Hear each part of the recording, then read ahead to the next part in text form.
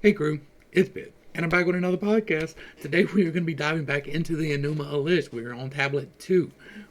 We will do just like we did yesterday. We will look at the first one, read all the way through it because it is a incomplete translation, and then we will go through and dissect the second part uh, because we're just reiterating what the first one said with a little bit more detail, even if those details aren't necessarily included on the tablet. Uh, Knowing full well that this is not an accurate, definitive anything, like we are just exploring ideas and topics here. Let's go ahead and talk about what we have learned, what I think we have learned so far. So far, we're looking at Apsu as the primordial dust or the plasma of the universe. It was activated plasma, it glowed.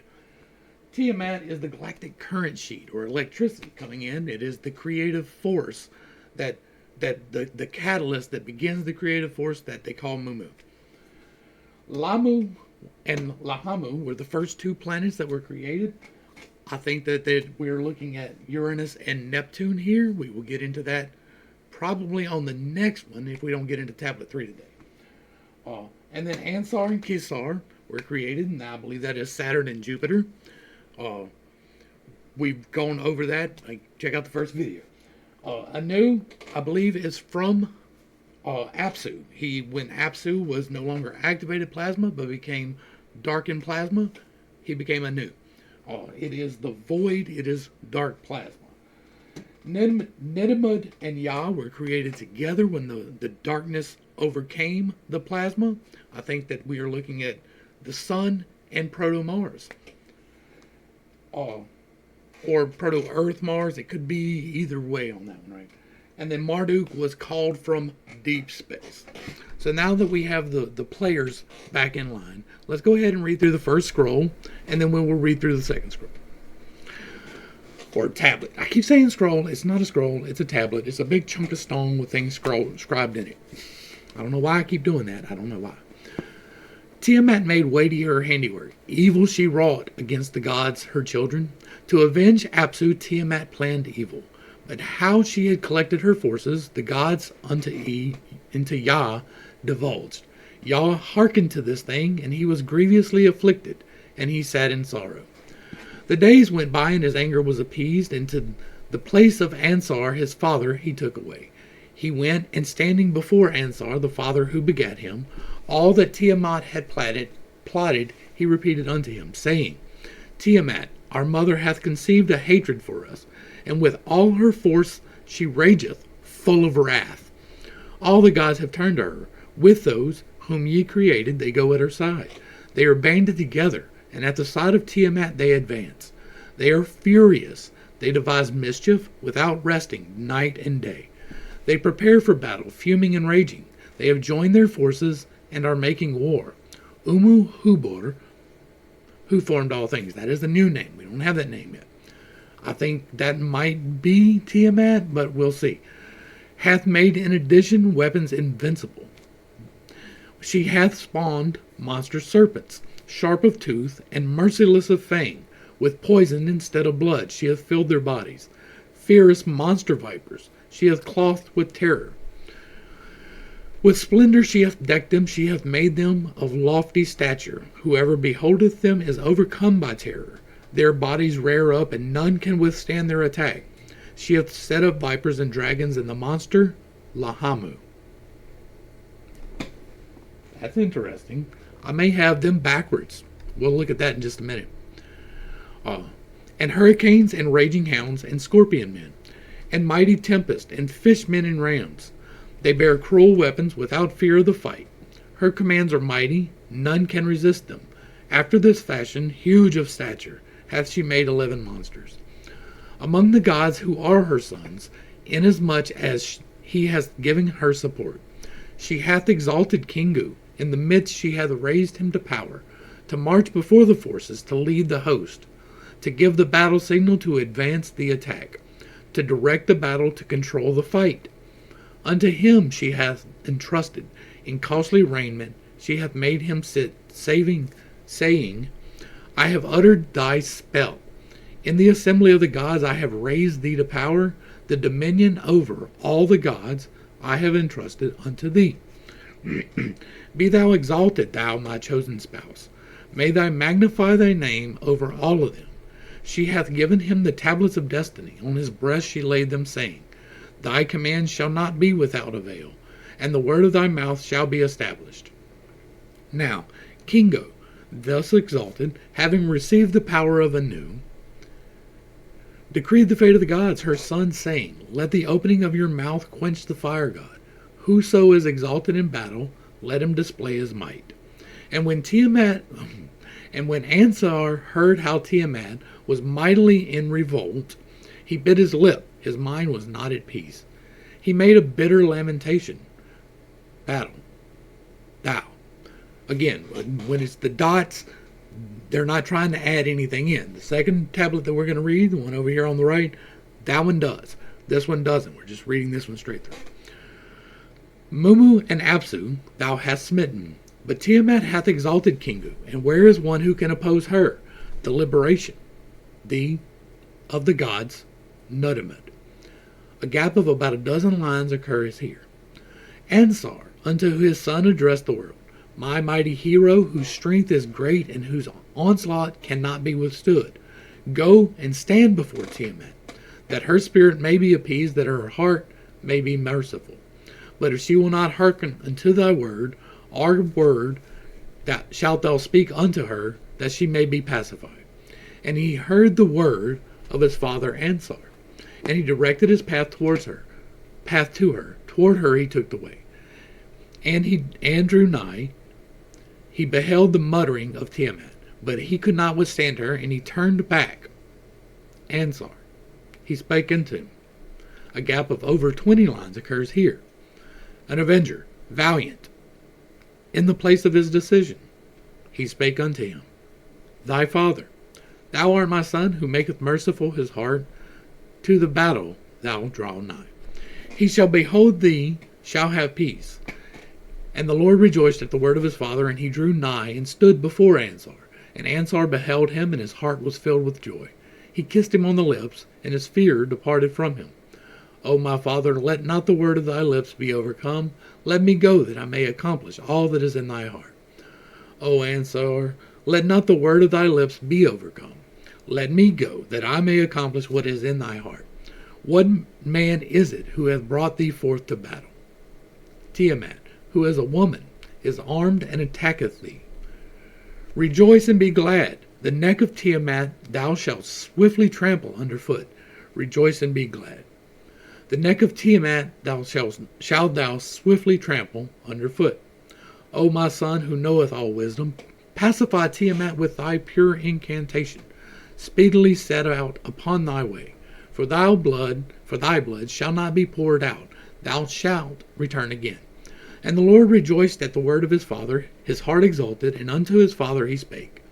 O Lord of the gods, destiny of the great gods, if I, your avenger, conquer Tiamat and give you life, appoint an assembly, make my fate preeminent, and proclaim it.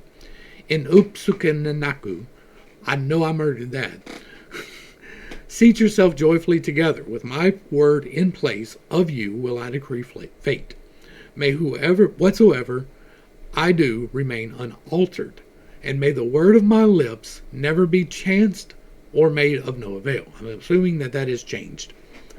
Okay, so that's the first read through. We wanted to get that out of the way, and now we're going to dive into the second tablet. The second tablet gives details, right? It gives details that may not be there, so bear in mind that this is somewhat of an extrapolation, but it does seem to fit with the narrative that is being played out. So, the second tablet.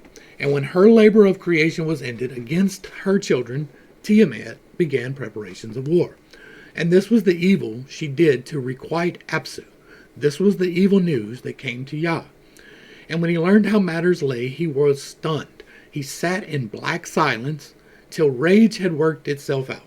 And then he remembered the gods before him. He went to Anshar, his father's father, and told him how Tiamat fled. All right, so Ansar is Saturn, right?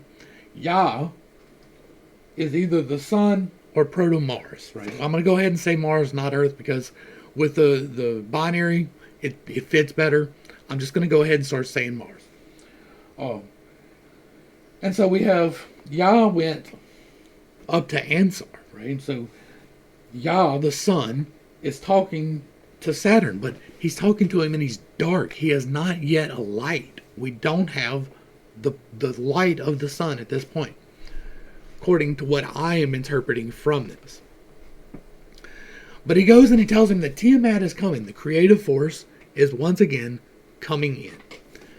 She loathes us, Father. Our mother Tiamat has raised up that company. She rages in turbulence, and all have joined her, all those gods you begot. And together they jostle the ranks to march with Tiamat day and night.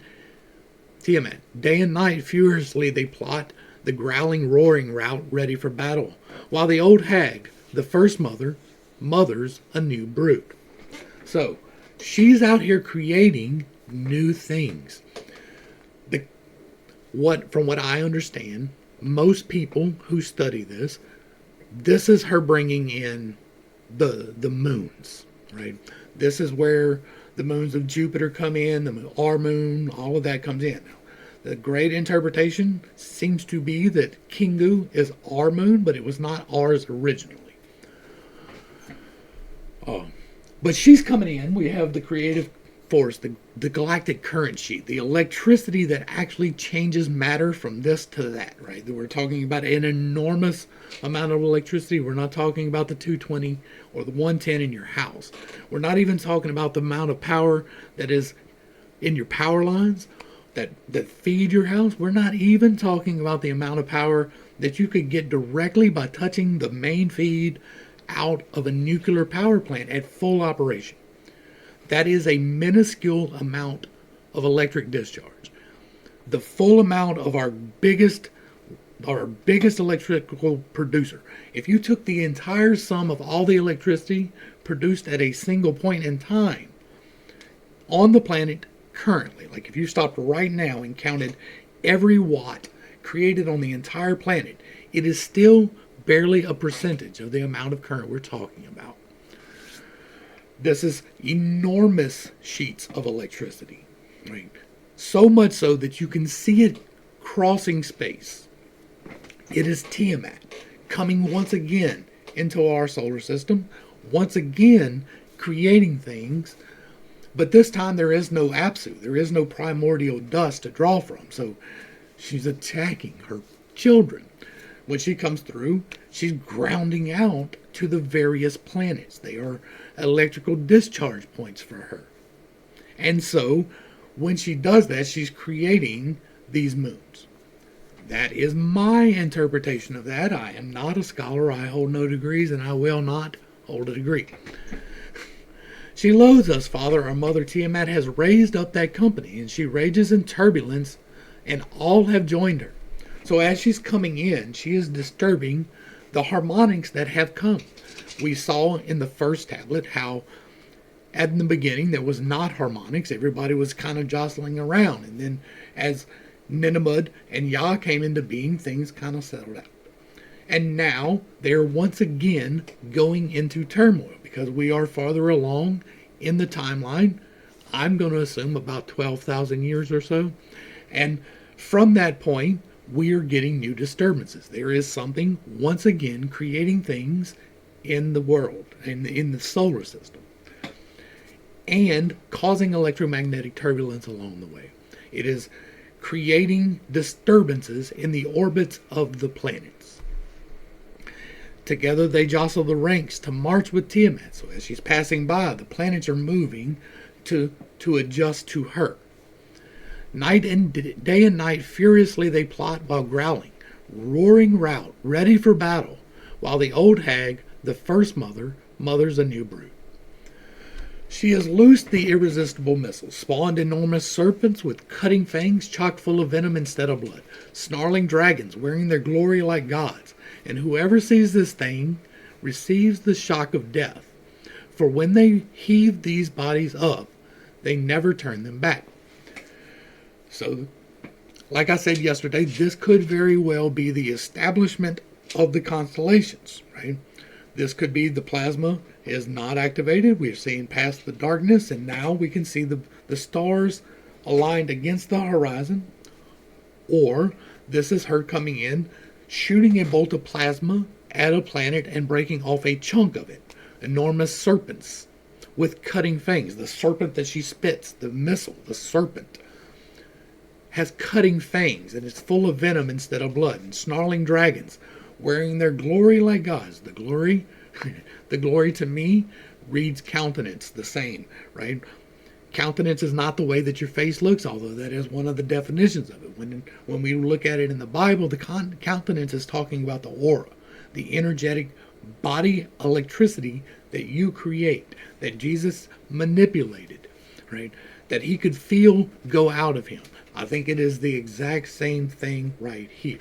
When he's talking about they're wearing their glory like gods, I think that's what it is. It is glowing with an aura. So these smaller planets, right, these asteroids or moons or whatever they happen to be, are glowing. They get struck off the planets or created from the dust or however it happens to happen, and they glow. So they have glory like gods. And whoever sees this thing receives the shock of death. That sounds like a desolation, like you're very scared, right? Or you're literally getting shocked. For when they heave these bodies up, they never turn them back. This is why, this line, is why I lean more towards the moons and the asteroids being created here. Because if she's shooting out her missile and hitting the planet Uranus and creating these monsters from Uranus, that's why I said I'll probably have these backwards. I've got Uranus as Lamu. Uranus is probably Lahamu, because of the orbit. But if you're hitting it and blowing it up, then you don't give it back, right? And it's caught up in her wake, and so it's coming deeper into the solar system because there are other things get affected by this. And she has made the worm and the dragon, the female monster, the great lion, the mad dog, the mad scorpion, the howling storm, Kulili, and Kusariku. There is no pity in their weapons, and they do not flinch from battle, for her law is binding, irrevocable. 11 such monsters she has made, but she took from among the gods the clumsy laborer, Kingu. Okay, now, this is why I was thinking that it was the Zodiac, right? And again, I'm not definitive. I'm not sure. We are exploring. It could be both. It could be neither. Maybe this line has to do with creating the asteroids and stuff, and then this is the creation of the Zodiac, right? The story told in the sky of the warriors progressing ceaselessly, guided by Kingu, who we recognize, or most scholars recognize, as probably being our moon here on the planet. There is no pity in their weapons. They do not flinch from battle, and her law is binding and irrevocable. I think that is the time cycle that is counted down from them, right? The grand cycle that we can track, that's about 12,000 plus years of her return, comes from that, I think. She took from among the gods the clumsy laborer Kingu. Now, that to me reads that there was already this moon out there. Maybe she broke off a chunk of Uranus and it became Kingu. Maybe she broke off several chunks of Uranus and it became these 11, right? Including Kingu. But it seems like maybe Kingu was already there, one of the first generation, and she took him to be her captain. So really there should probably be a comma right there to separate this, but it's whatever. War leader, assembly leader, ordering the supplies and leading the van to battle. So the way I'm going to read this is that she captured this and created the others when she came in. So we have 12 now, 12, and they're coming in to do battle with the inner solar system.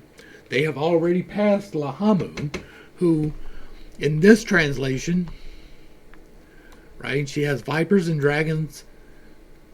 And here's the dragon. I'm guessing the worm and the viper are the same here. And then the female monster, which is Lahamu.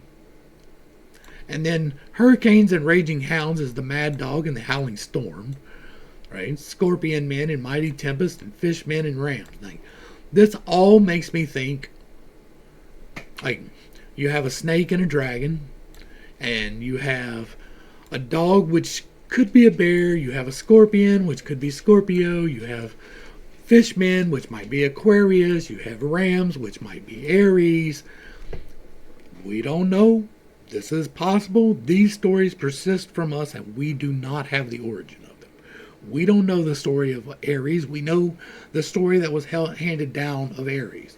We don't know the story of Gemini. We know the story that was handed down of Gemini, of Leo, of Scorpio. These things have been around as long as we have history. There is a knowing of the constellations and the precession as long as we have history. And that is unusual considering the amount of time that it takes to understand the precession.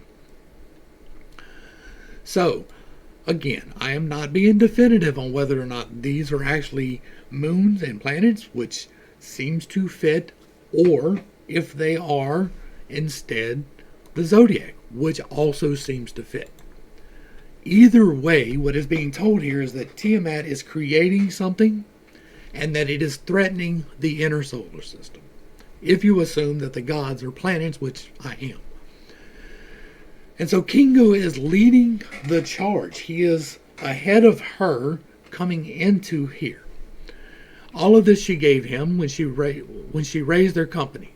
She has said, now, it is in your hands. My spell will hold them bound, and they must obey my will. I think that this spell is electromagnetics. Her electromagnetics are now changing things in the solar system. You are supreme, my one husband. Your word will hold the rebel hordes.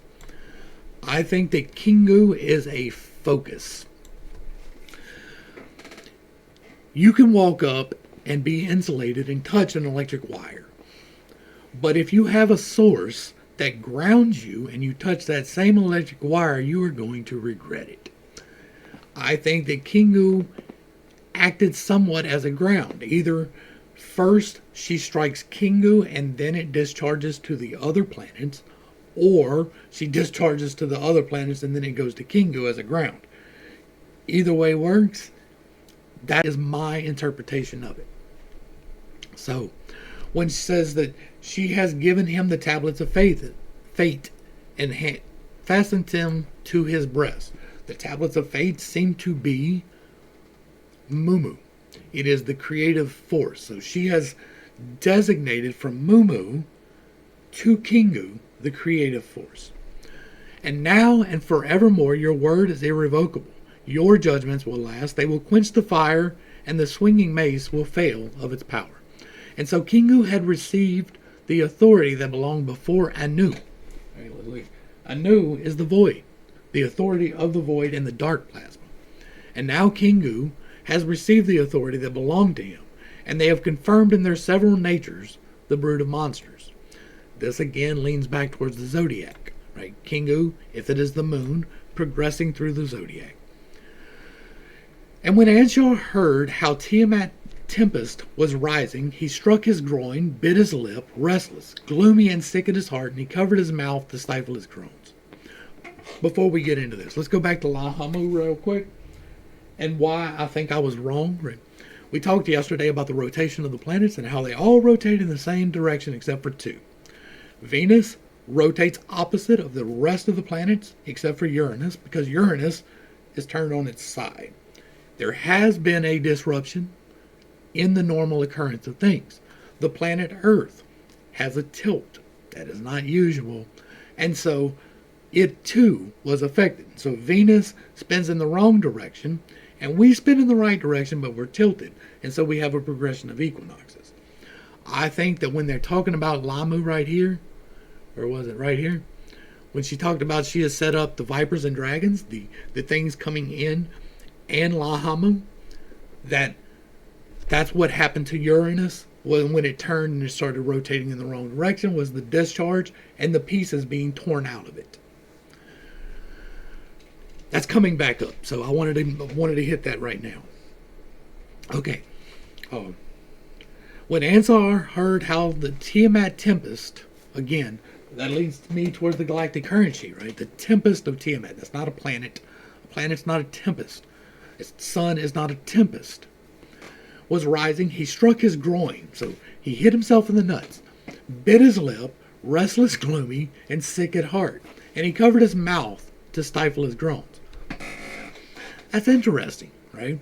So as Tiamat is coming in to Anshar, which is Saturn, he like kind of doubles over.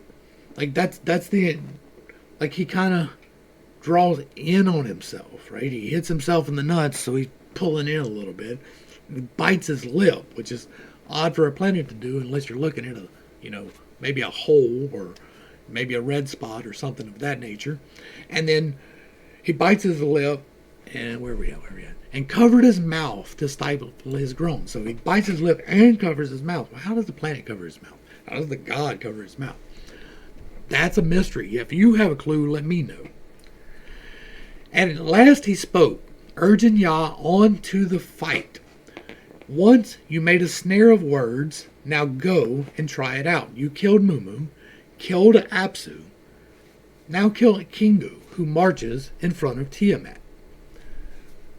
Interesting. So you've pulled off the luminescence of the void and made the void from Apsu, right? Aspu. Is it Aspu or Apsu? I may have been doing that wrong the whole time. I get them backwards sometimes. And now he's telling kill Kingu, who has been brought in and is going in front of and is the grounding creative source, who marches in front of Tiamat. And the sagacious counselor of all the gods, Nidamud Yah, answered Ashtar. Now again, this is them being put together for the first time since the very beginning of the other scroll. When they're mentioned, most of the time they are mentioned separately, either Nidamud or Yah. It's not normally mentioned together, so they were probably acting together when they answered Saturn. And then we have a break of 8 lines, partially reconstructed. I will meet Tiamat and calm her spirit, and when her heart brims over, she will hear my words, and if not mine, then yours may appease the waters. I think that this is Nidamud and Yah talking to Anshar and saying, one of them says, I will meet him, and when her heart brims over and she hears my word, and if not mine, then yours. So he's one speaking to the other. And Nidamud took the short toad, maybe road, went the direct way to Tiamat, but when he saw her whole strategy, he could not face her, but he came back cringing. So Anshar called on his son Anu, right? So Anu is the void. Called his son Anu. This is the true hero, an irresistible onslaught, a strong god. Go and face Tiamat and calm her spirit, and when her heart brims over, she will listen to you. But if she remains unreconciled, my word may appease the waters. So again, this is saying, all right, fine, go out here and calm her down. Use this word. Now, what is the word? I think the word is the sound of electroharmonics, right?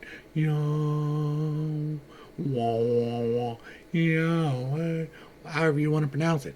I think it's the sound of electroharmonics. I have a whole video on that. But if she remains unreconciled, my word may appease the waters.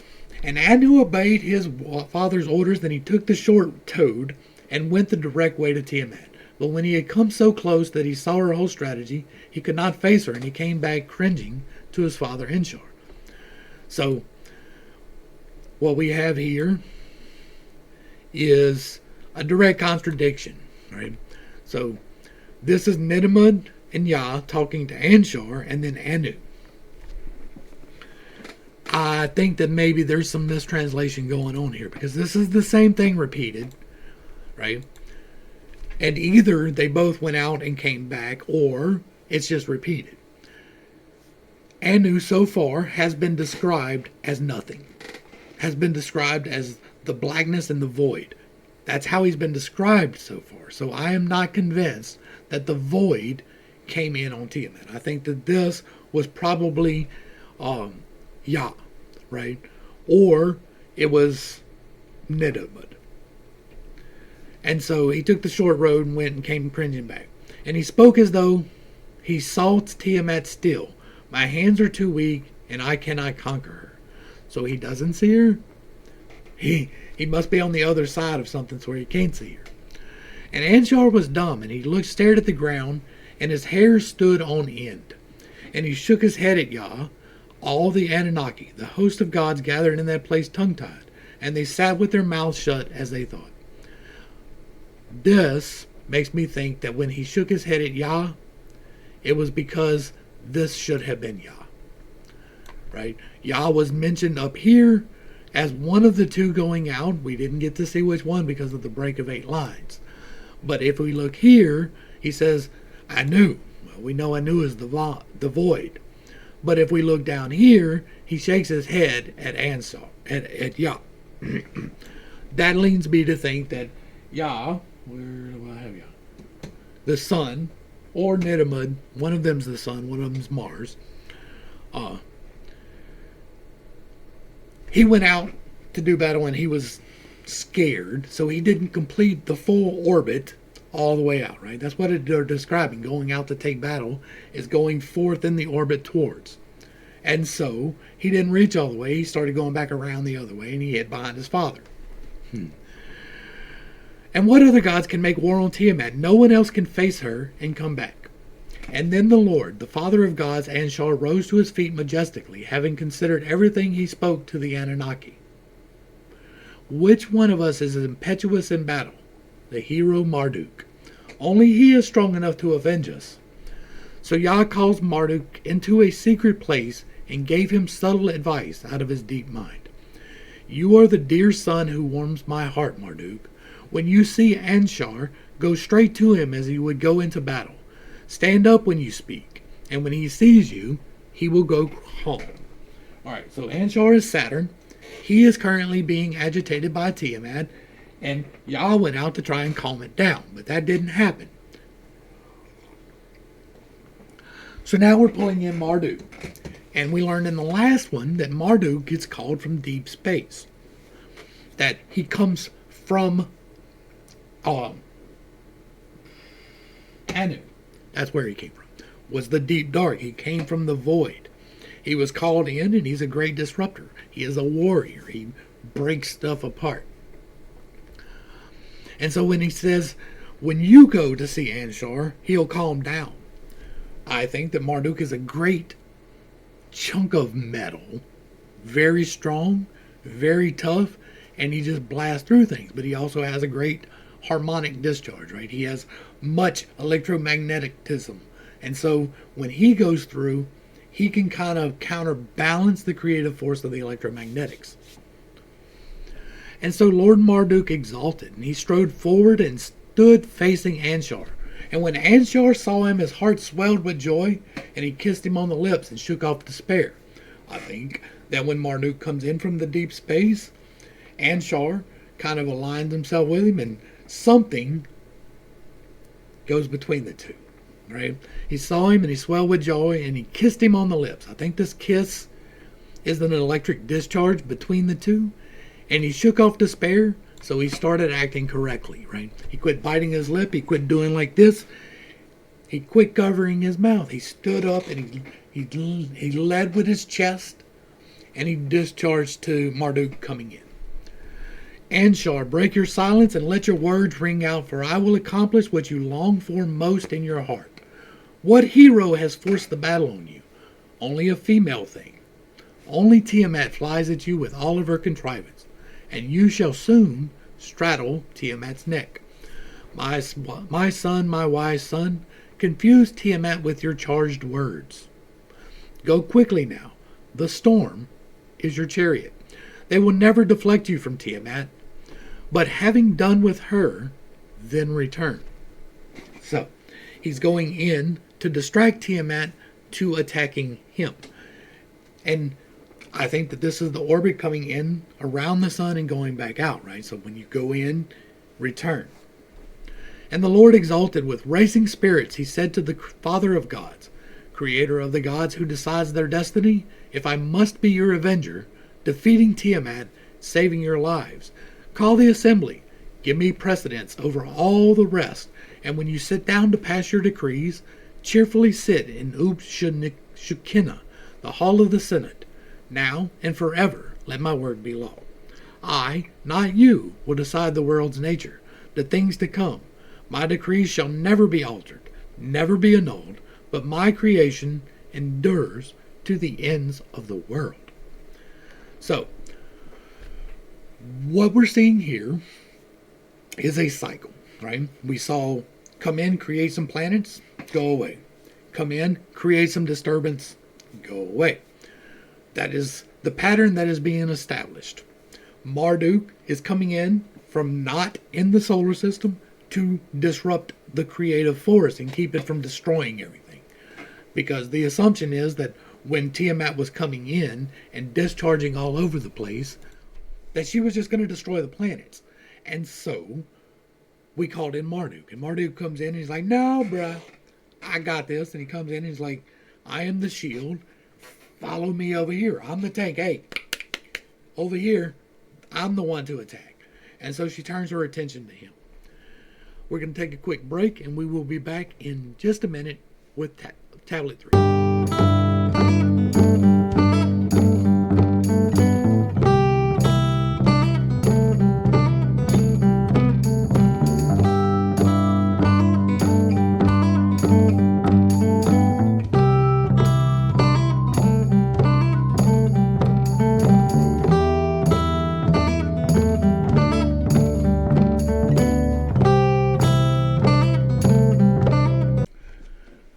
So, now we're on to the third tablets. Once again, I'm going to read the third tablet on the left first, and then we'll go through the right and go quickly. Or go slower. Ansar opened his mouth, and unto Gaga, his minister, spake the word. O Gaga, thou minister that rejoiceth my spirit, unto Lamu and Lahamu I will send thee. Thou canst attain, thou shalt cause to be brought before thee. Let the gods, all of them, make ready for a feast, and a banquet let them sit. Let them eat bread, let them mix wine, that for Marduk, their avenger, they may decree the fate. Go, Gaga, stand before them, and all that I tell thee repeat unto them, and say, Ansar, your son hath sent me. The purpose of his heart he hath made known unto me, the purpose of his heart he hath made known unto me. He saith that Tiamat our mother hath conceived a hatred for us. With all her force she rageth, full of wrath. All the gods have turned to her. With those whom ye created, they go at her side. They are banded together, and at the side of Tiamat they advance. They are furious. They devise mischief without resting, night and day. They prepare for battle, fuming and raging. They have joined their forces and are making war. Hubur, who formed all things, hath made in addition weapons invincible. She hath spawned monster serpents, sharp of tooth and merciless of fang. With poison instead of blood she hath filled their bodies. Fierce monster vipers she hath clothed with terror. With splendor she hath decked them, she hath made them of lofty stature. Whoever beholdeth them overcometh him. Their bodies rear up, and none can withstand their attack. She has set up vipers and dragons, and the monster Lahamu, and hurricanes and raging bounds, and scorpion men, and mighty tempests, and fishmen and rams. They bear merciless weapons without fear of the fight. Her commands are mighty, none can resist them. After this fashion, huge of stature, hath she made 11 monsters, among the gods who are her sons, inasmuch as she hath given her support. She hath exalted Kingu, in their midst she has raised him to power, to march before the forces, to lead the host, to give the battle signal, to advance the attack, to direct the battle, to control the fight. Unto him hath she entrusted. In costly raiment she hath made him sit, saying, I have uttered thy spell in the assembly of the gods. I have raised thee to power. The dominion over all the gods I have entrusted unto thee. Be thou exalted, my chosen spouse. May they magnify thy name all over them. The Anunnaki. She hath given him the tablets of destiny. On his breast she laid them, saying, Thy commands shall not be without avail, and the word of thy mouth shall be established. Now, Kingu, thus exalted, having received the power of Anu, decreed the fate for the gods her sons, saying, Let the opening of your mouth quench the fire god. Whoso is exalted in battle, let him display his might. I sent Anu, but he could not withstand her. Niddamud was afraid and turned back. But Marduk hath set out the director of the gods, your son. He has set out against Tiamat. His heart hath prompted him. He opened his mouth and spake unto me, saying, If I, your avenger, conquer Tiamat, and give you life, appoint an assembly, make my fate preeminent, and proclaim it. And Upsukanaku, seat yourself joyfully together. With my word in place of you, I will decree fate.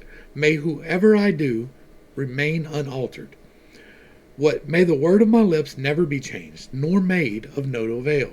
Hasten, therefore, and swiftly decree for him the fate which you bestow, that he may go and fight your strong enemy. Gaga went. He took his way, and humbly before Lamu and Lahamu, the gods, his fathers, he made obeisance, and kissed the ground at their feet. He humbled himself, and then he stood up and spake unto them, saying, Ansar, your son hath sent me. The purpose of this heart he hath made known unto me.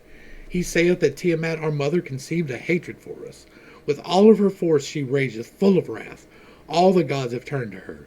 With those whom you created, they go at her side. They are banded together, and at the side of Tiamat they advance. They are furious. They devise mischief without resting, night and day. They prepare for battle, fuming and raging. They have joined their forces and are making war. Umuhubur, who formed all things, hath made in addition weapons invincible. She has spawned monster serpents, sharp of tooth and merciless of fang. With poison instead of blood she hath filled their bodies. Fierce monster vipers she hath clothed with terror. With splendor she hath decked them. She hath made them of lofty stature. This is a repeat. Whoever beholdeth them, terror overcometh him. Their bodies rear up, and none can withstand their attack. She hath set up vipers and dragons, and the monster Lahamu, and hurricanes, and raging hounds, and scorpion men, and mighty tempests, and fishmen, and rams. They bear merciless weapons without fear of the fight. Her commands are mighty, and none can resist them. After this fashion, huge of stature, hath she made 11 monsters. Among the gods who are her sons, inasmuch as he hath given her support. She hath exalted Kingu in their midst. She hath raised him to power, to march before the forces, to lead the host, to give the battle signal, to advance the attack, to direct the battle, to control the fight. Unto him hath she entrusted, in costly raiment she hath made him sit, saying, I have uttered thy spell in the assembly of the gods. I have raised thee to power. The dominion over all the gods I have entrusted unto thee. Be thou exalted, thou my chosen spouse. May they magnify thy name over all of them, the Anunnaki. She hath given him the tablets of destiny. On his breast she laid them, saying, Thy commands shall not be without avail, and the word of thy mouth shall be established. Now Kingu, thus exalted, having received the power of Anu, decreed the fate for the gods, her sons, saying, Let the opening of your mouth quench the fire god. Whoso is exalted in battle, let him display his might. I sent Anu, but he could not withstand her. Niddamud was afraid and turned back. But Marduk hath set out the director of the gods, your son. To set out against Tiamat his heart hath prompted him. He opened his mouth and spake unto me, saying, If I, your avenger, conquer Tiamat and give you life, appoint an assembly, make my fate preeminent, and proclaim it. In Upsukanaku, seat yourselves joyfully together. With my word in place of you, I will decree fate. May whatsoever I do remain unaltered. May the words of my lips never be changed, nor made of no avail. Hasten therefore, and swiftly decree for him the fate which you bestow, that he may go and fight your strong enemy. Lamu and Lahamu heard and cried aloud, and all of the Agigi, the elder gods, wailed bitterly, saying, What has been altered so that they should? We do not understand the deed of Tiamat. Then did they go and collect and go. The great gods, all of them, who decreed fate. They entered in before Ansar, they filled. They kissed one another in the assembly. They made ready for the feast. At the banquet they sat. They ate bread. They mixed sesame wine and the sweet drink, the mead. Confused they were drunk with drinking. Their bodies were filled. They were wholly at ease, and their spirit was exalted. Then, for Marduk, their avenger, did they decree the fate. So, there is repeating here, because these tablets, I guess, like I didn't do enough research onto the history of the tablets, but it appears that they may not be just like a full sequential, right? It seems like there may be some jumping around from tablet to tablet. Like this tablet records something that this tablet also recorded, plus a little bit more. So there will be some repeating in here. I will try not to repeat what we've already gone over, just the new points that kind of leap out from the third tablet. And so we're into the third tablet on the right. Words broke from the lips of Anshar, and he said to his counselor Kaka, right? Now Kaka and Gaga, who knows? Mumu, who knows? Kingu, maybe. You are the counselor in whom my heart finds its happiness, the one whom judges truly and persuades fairly. Go to Lamu and Lahamu. I am sending you down to primeval sediments. Call together the generations of the gods. Let them speak, let them sit down to banquet. Together they shall feast, and drink the new-drawn liquor. And then they shall all confirm in his destiny the avenger Marduk. Kaka, go off. Stand in front of them and repeat what I say. I am sent here by your son Anshar. I am charged to tell you his secret thoughts. She loathes us. She loathes us. Our mother Tiamat has raised up that company. She rages in turbulence, and all have joined her. All those gods whom you begot. And together they jostle the ranks and march with Tiamat. Day and night, furiously they plot. The growling, roaring rout, ready for battle, while the old hag, the first mother, mothers a new brood. She has loosed the irresistible missile, spawned the enormous serpents with cutting fangs, chock full of venom instead of blood, snarling dragons wearing their glory like gods. Whoever sees this thing receives the shock of death, for when they heave those bodies up, they never turn them back. She has made the worm, the dragon, the female monster, the great lion, the mad dog, the scorpion, the howling storm, Kulili, Kusariku. There is not pity in their weapons. They do not flinch from battle, for her law is binding, irrevocable. 11 monsters she has made, but she took from among the gods the clumsy laborer Kingu, one of the first generation to be her captain, war leader, assembly gatherer, ordering the supplies, and leading the van into battle. Supreme commander of the wars. All of this she gave him when she set up their company. She has said, now it is in your hands. My spell will hold them bound, and they must obey my will. You are supreme, my one husband. Your word will hold the rebel horde. She has given to him the tablets of fate and fastened them on his breast. Now and forevermore your word is irrevocable. Your judgments will last. They will quench the fire, and the swinging mace will fail of its power. Now this fire and mace, I think, again, are the creative powers, the actual forming of things, right? You're swinging a mace and hitting things with a giant hammer and turning it into other things. And so Kingu has received the authority that belonged before to Anu, the void. And they have confirmed in their several natures the brood of monsters. This again leads me towards the zodiac, but who knows? I sent Anu, but he could not face her. Nidamud come flying back in terror. Then Marduk stood up, a wise god, one of your lineage. His heart has compelled him to set out and face Tiamat, but first he said this, creator of the gods who decides their destiny. If I must be your avenger, defeating Tiamat, saving your lives, call the assembly and give me precedence over all the rest. And when you sit down to pass your decrees, cheerfully sit in Upshinakakana, hall of the Senate. Now and forever let my word be law. I, not you, will decide the world's nature, the things to come. My decrees shall never be altered, never annulled, but my creation endures to the ends of the world. Come soon and confirm the destiny of Marduk, and the sooner he is off to meet the great adversary. I am coming from afar to change the whole solar system. And what I do will not be changed until the end of time. He left and took his way down to Lamu and Lahamu. Stooping, he kissed the primeval sediments, bowed to the ground at their feet, and delivered the message to the old gods. I have been sent here by your son Anu. I am charged to tell you his secret thoughts. She loathes us. Our mother Tiamat has raised up that company. She rages in turbulence, and all have joined her, all those gods whom you begot. Together they jostle the ranks to match with Tiamat. Day and night, furiously, they plot, the growling, roaring rout, ready to battle, while the old hag, the first mother, mothers a new brood. She has loosed the irresistible missile, spawned enormous serpents with cutting fangs, chock full of venom instead of blood, snarling dragons wearing their glory like gods. Whoever sees this thing receives the shock of death, for when they heave these bodies up over the sides, they never turn them back. That's different. She has made the worm, the dragon, the female monster, the great lion, the mad dog, the scorpion, the howling storm, Kulili and Kusaraku. There is no pity in their weapons. They do not flinch from battle, for her law is binding, irrevocable. 11 such monsters she has made, but she took from among the gods the clumsy Kingu.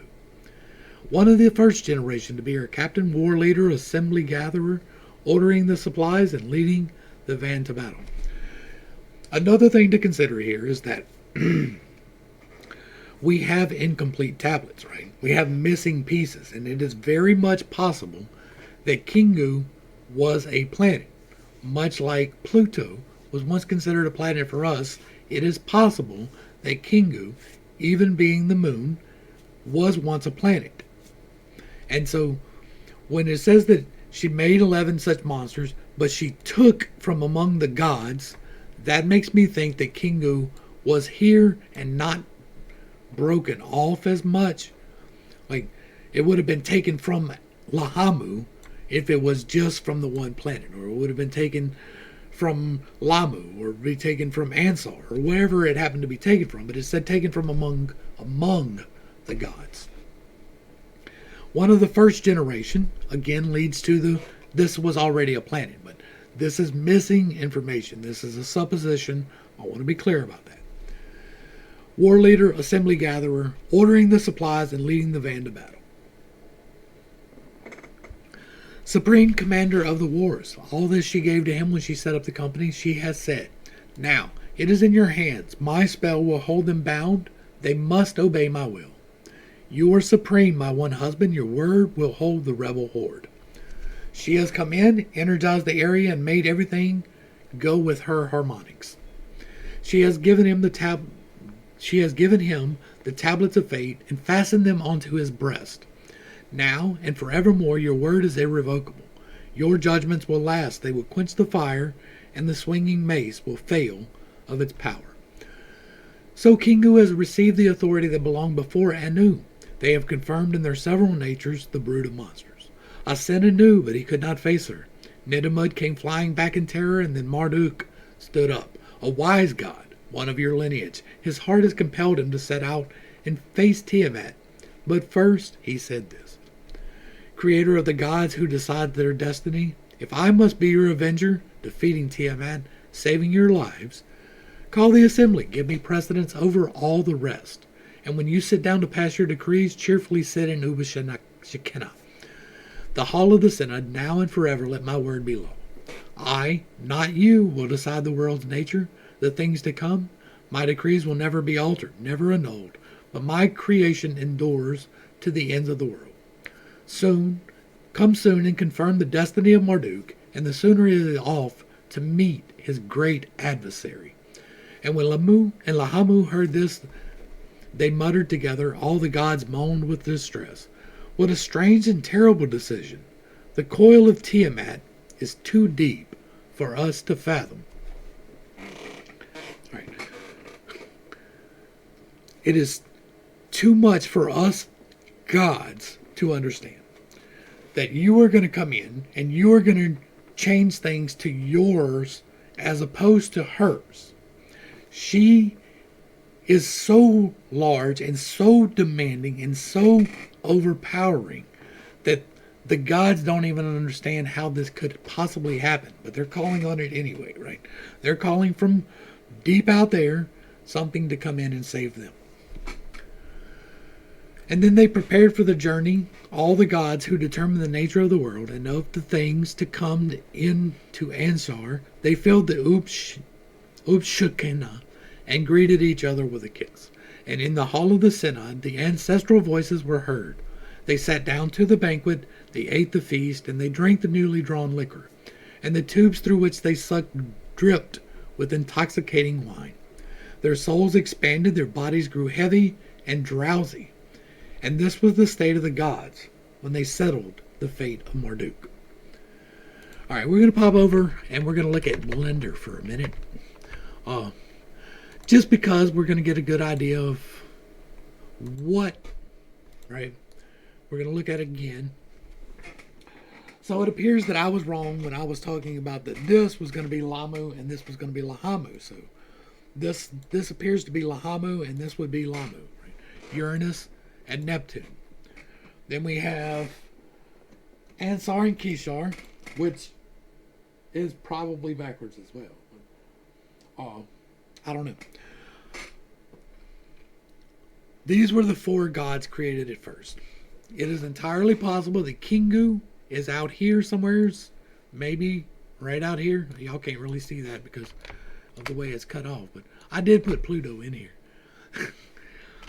I think that we are looking at the proto-Mars here, right?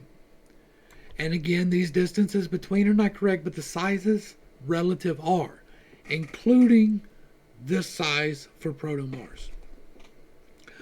I get that it's not nearly the size of the Earth, of the Sun. We talked about that. It is possible that Anshar and Kishar are these, but it is more likely that it is these.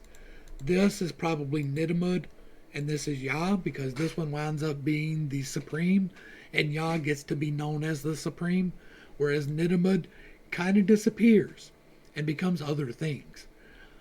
I think what we are going to see, I think it's the next tablet. I think it's tablet 4, where we actually see the destruction happen. But I think Marduk, which I believe could possibly be Nibiru, comes in and strikes a blow. And when it strikes a blow, let's say that this is not there, but it's right up in here between Earth, where Earth and Mars is now, right? Because if we take this away, you can see. All right. So Nibiru comes in and it hits. And when it hits and passes through, in whatever direction it happens to be, right? It's on its way to orbit around the sun and head back out. It hits Nidamud. And Nidamud disappears and becomes Earth, Venus, Mars, and Mercury. Venus rotates in the opposite direction. So I believe that this, when it's spun off, right? It spun this one off in the wrong direction in its own local orbit. It spun us off with a 32-degree tilt. And it's chunked Mars over here as a huge gravimetric surge, and then the asteroid belt. I believe that Mercury and Venus were caught as moons of the Earth, of the sun. We captured Kingu, and then the other planets captured the various other monsters. If they're not, in fact, constellations, which is an entirely possible thing. Each of these tablets slowly reveals to us something else that wasn't in the other ones. None of them are complete. None of them are 100% accurately translated. There are many different ways to read the cuneiform. We have a fairly good grasp. Most of the translations are fairly consistent. There are differences because people have to make names for themselves. But they're fairly consistent across, right? That's why I'm pulling up the one he's not trying to read anything in it, and then we talk about the one that they do. So that I can show that it is fairly consistent. Like, it's not 100% consistent. You won't get 100% consistency between me and my wife, between me and my kids, between me and me sometimes. And so 100% consistency is hard. We have to look at the overarching patterns, just like we do with the Bible, just like we do with other texts. We have to look at the overarching patterns and what information is being recorded, the important parts. Sometimes when we get into the Eddas, for instance, they record parts to make it entertaining. Sometimes there are extra bits added, as we're seeing in the second tablet. Sometimes. But most of the time, the gist of the information is held in place. We get the grand scope. What we consider creation is not necessarily what we got stuck with now. What began doesn't have to be where we're at now. Physics is real. Things can change despite the fact that we want to believe that they never do. We want to believe that we were created in a string of pearls that come out from the sun just like this, that the sun spit us out even, and that each of us were formed complete and whole. And yes, life evolved, right? But that for the most part, the overarching set of the orbits even was in place, but the actual evidence seen in space doesn't really hold out. Our current model is not correct. The standard model does not work. The math, if you have to create numbers from nothing in order to make it work, then your theory does not work. You can, while developing your theory, say, okay, here's some math that seems to make this theory work, but then you have to prove that, right? You can't just say, okay, well, we made it work with this math and now it works. Black holes, no, don't work. The plasma theory works better. The universe is a toroid, constantly taking in and spitting out energy. If anything, the black hole is the singularity at the middle of the toroid where things condense and re-emerge, right? It's coming out and it's going in circles, concentric circles all the way around. And it's just a cycle of repeating. You go out, you expand, you compress, you come back, you go out, you expand. That seems to be the most logical conclusion to make from the evidence that we have. I don't hold a degree. I kind of shit on degrees these days. Some of them are great. And if you personally hold a degree and you personally take your degree seriously and do your due diligence and research things that are outside of your scope, just because you hold a view does not mean you should be dogmatic in it, right? We have people out there living and dying and fighting to the death behind things that are just factually untrue. You have to be able to adjust, and we are having a very hard time in the peer review system of having adjustment. Evidence can come forth and be immediately dismissed through peer review. It is immediately dismissed through peer review. So people actually out there doing active science and having legitimate, recordable, repeatable results are dismissed for people who just make up math in order to continue with the same standard model. Our standard model is broken. There is no doubt about that. It does not work. There is no doubt about that. I don't claim to hold the theory. I do say that I am trying to figure out what's going on just like other people. I am making logical conclusions from different text recorded and different scientific discoveries, right? The recent discovery that redshift is not what we thought doesn't fit with the standard model, but it does with the electric universe. All of the things that the standard model, now the James Webb Space Telescope, just blowing their minds, everything they're having their minds blown by is explained in the electric universe. It is. And so, I'm going to go ahead and start wrapping this up. We are dragging on. We will be back with tablet 4 at least, maybe 4 and 5. And I think we get into the actual impact of Marduk into Enuma and the creation of the rest of the solar system. I think it starts in 4, but it might be in 5. Hopefully I brought a little bit of enlightenment and not too much confusion to a very difficult topic. This is difficult for me, so if you are just now starting, I know it's going to be difficult for you. I hold unconventional beliefs on pretty much everything. I try not to step on anybody's toes, and I try to keep it always in my mind and out of my mouth that I could be wrong. I could be completely off base with everything that I believe. I know that. I am willing to accept that and work around that. So if you can prove to me that I am wrong, I will adjust myself. I will correct myself. I will come publicly and state, yeah, I was wrong. So if you have that, hit me with it, and we will talk about it for daggum sure. Hopefully, I'm bringing some enlightenment with this, right? I am investigating this for me, and I am sharing it with you, because that is what we do on this channel. I find things that I find interesting, or people show me things that they find interesting, that I also find interesting, and we talk about them, or we react to them, or we discuss them. We have conversations. That's what this is about. Y'all hit me up in the comments down below and let me know if you enjoy what I'm doing, if you want me to continue.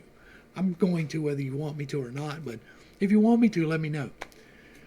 To the crew, thanks for hanging out. I appreciate every single minute that you are here with me, and I am praying for you every single day. Until next time, I love you. You are perfect, whole, and complete just the way that you are. And this has been pittstake. Peace.